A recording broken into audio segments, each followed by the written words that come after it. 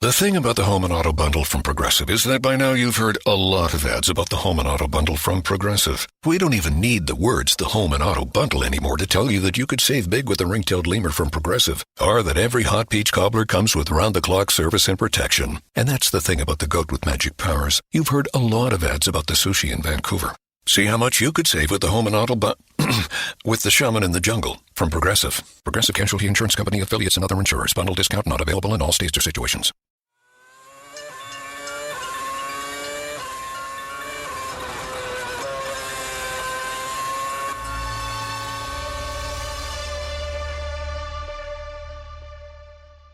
Oh my God. Kunal, it's finally happened. The big news of the season that we've all been waiting for. No, I for sure have not been waiting for this news.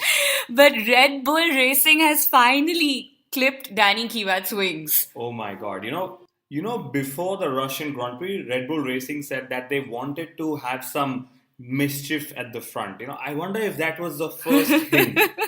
That's actually what Daniil Kvyat was up to in Russia, no? Some mischief at the front. My God, I have no idea what he did, but he made a very big mistake. A very big one, which has potentially cost him maybe his career. But the second hint, Kunal, that was the Vettel-Marco meeting.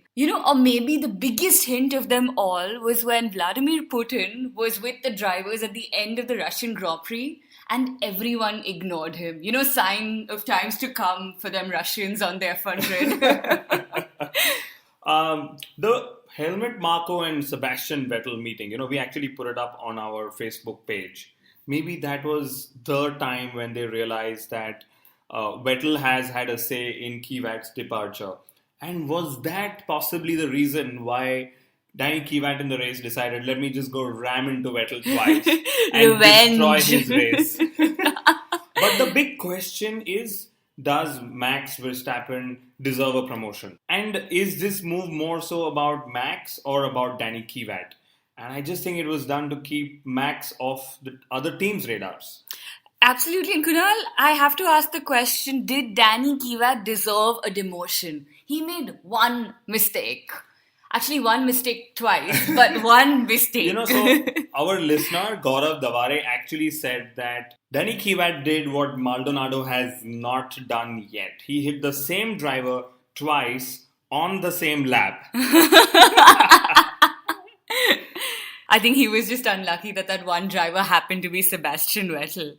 But that makes me wonder, you mean no driver has made this kind of a mistake before? It seems unreal. You mean Maldonado hasn't made such a mistake before? I just have to wonder if Master Maldonado was a Red Bull Racing driver, and given all the incidents he's ever had, he'd probably have been demoted back to karting. Or maybe even remote controlled racing.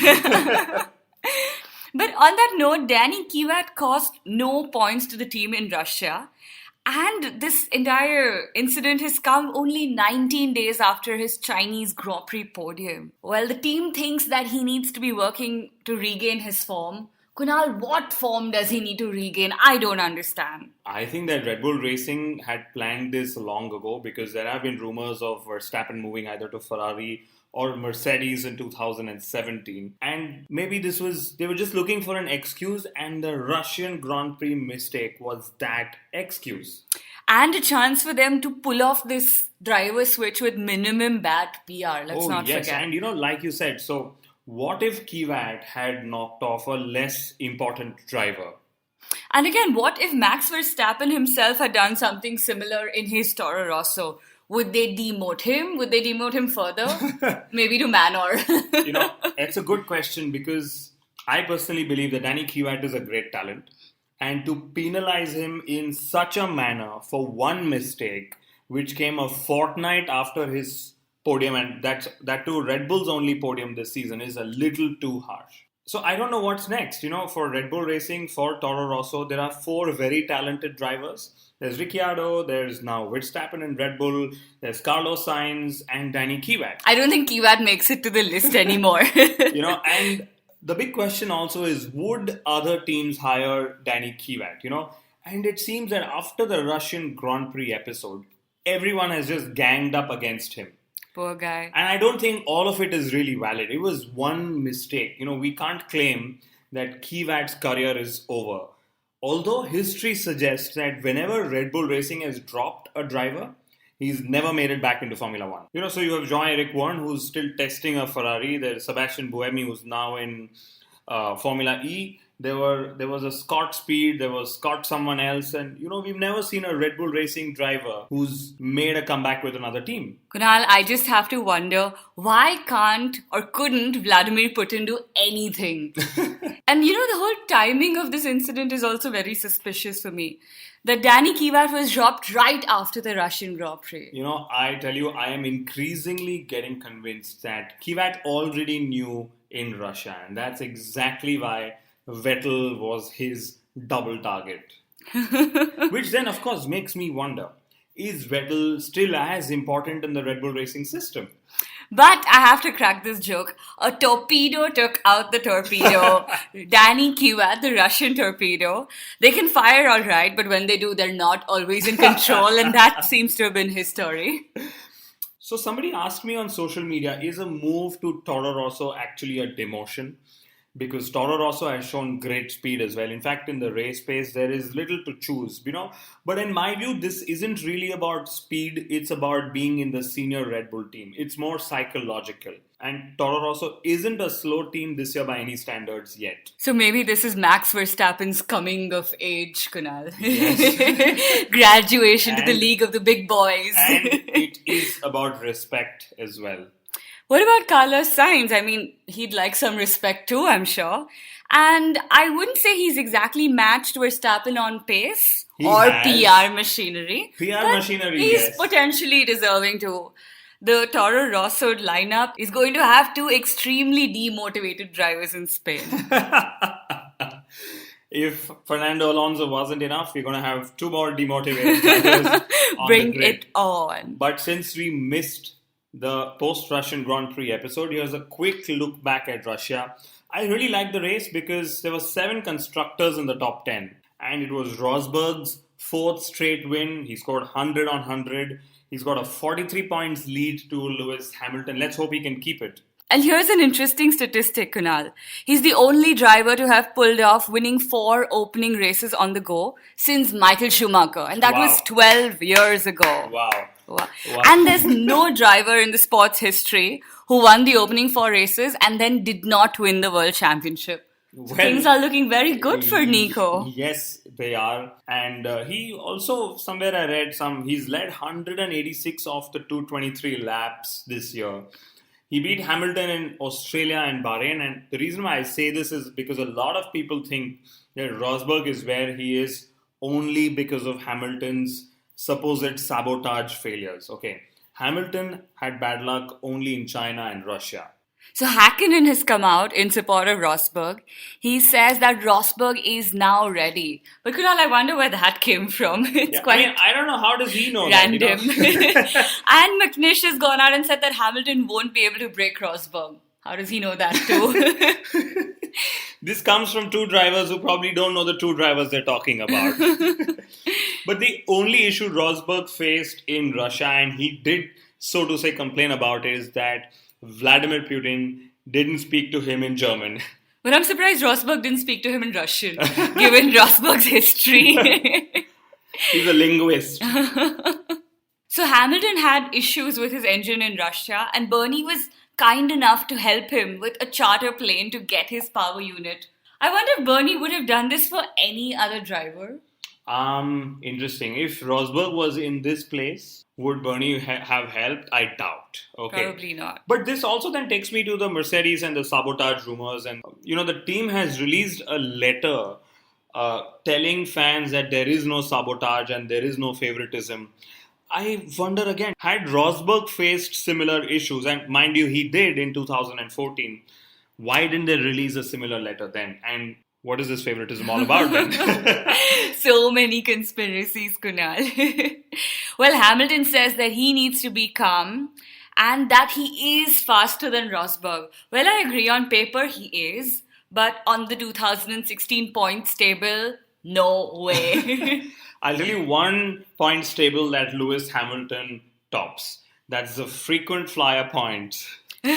Assuming he doesn't use his own private jet. Well, so he apparently is flying to Barbados. He was in Athens, he was in Miami, he was in London, and then he will then go to Spain. So I wonder if jet lag has anything to do with his so-called lack of performance, or maybe his power unit is facing that jet lag. I'm wondering if he'll do a little bit of, bullfighting in Spain.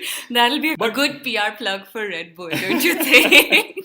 So Hamilton also said that he wants to retire like Valentino Rossi.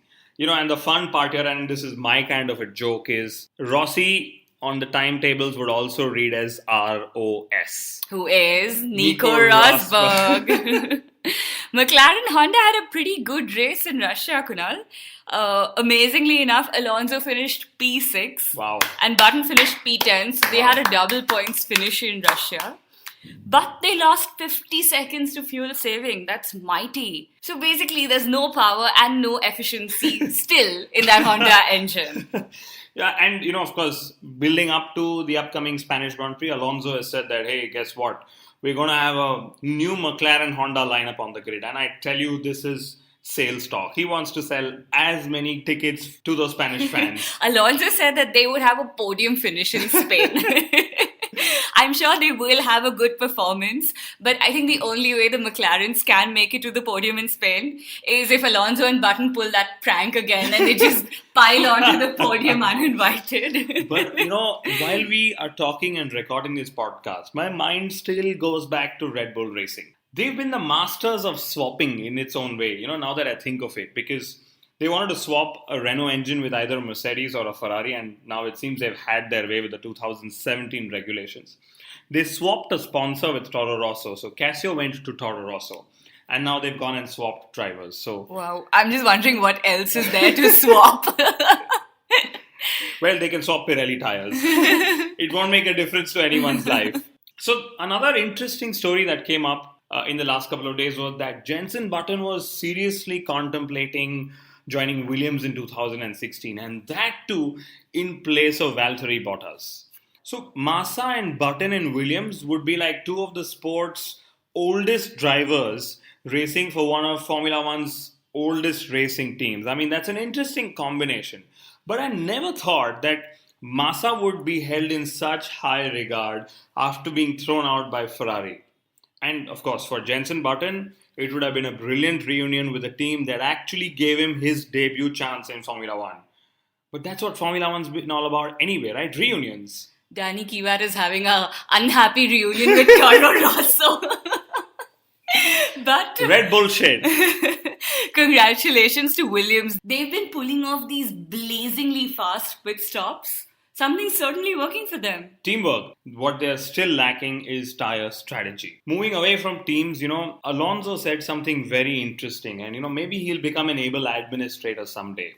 Okay, that there have been way too many first lap incidents in the last few races, and maybe something is bothering the drivers and they're going to sit down and have a chat about it. Kunal, the question is, if they do talk, and they do talk over dinner, who will pay the bill? I am more interested in who's going to talk the most. Sebastian Vettel. He has had two back-to-back opening lap incidents. So I can so imagine him getting all animated. While I guess Hamilton will be standing in a corner. Taking selfies. and practicing some of his rap. The other interesting piece of news was Pirelli's 2017 tires. They've now started to test those tires. And believe it or not, Pastor Maldonado and the Sauber discard Gierwande guard are now testing it for them. I wonder if Pastor Maldonado paid Pirelli to be hired as this test driver. Or maybe Pirelli is just putting their tires through, a stress test to see the worst case situation that they could be put through. The new engine rules have also been confirmed for 2017 to 20. It certainly seems to be a win-win situation for all. The political undercurrents are yet to come out of that, but the good part is that there is possibly going to be some more cost control, especially on the power unit side. So next year, the units will cost €1 million less. In 2018, the cost will be reduced by another €3 million. Okay.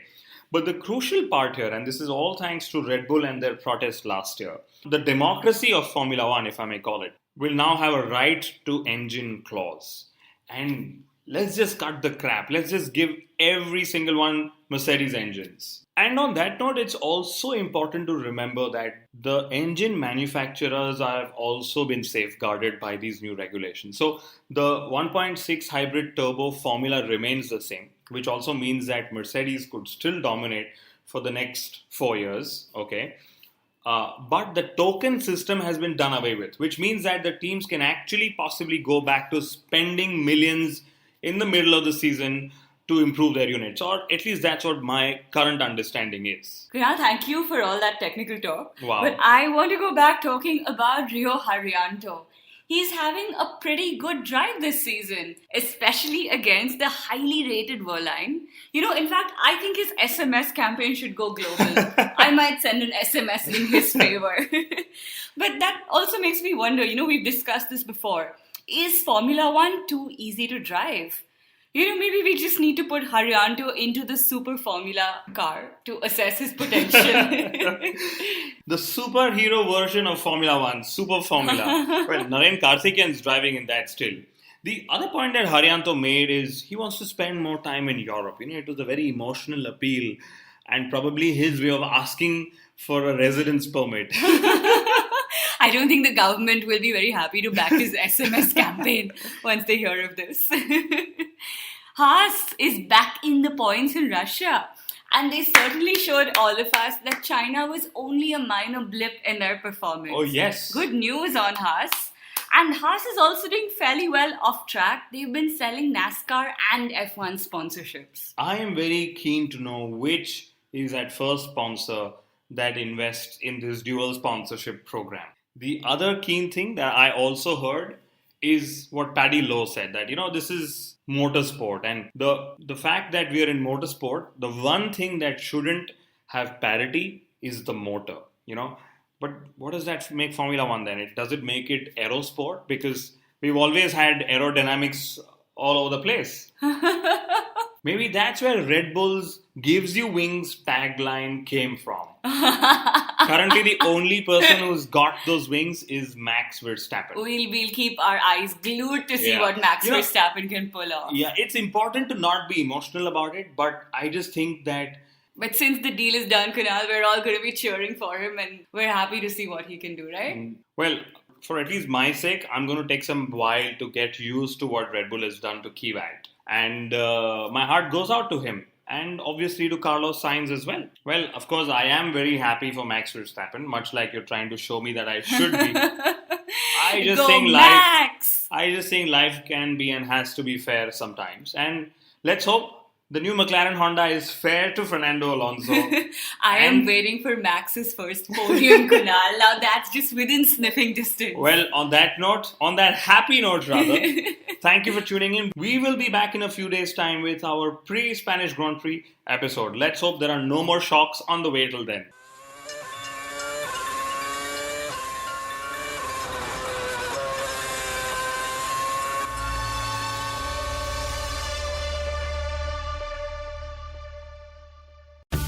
A different future starts with you.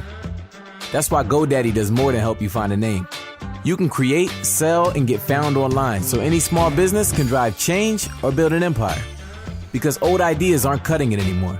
This new year, we need a new generation of thinking, your way of thinking. So whatever you have in mind that will help make a different future, find everything you need to get started at GoDaddy.com. Because the future isn't decided yet. It's still ours to win. Start different at GoDaddy.com.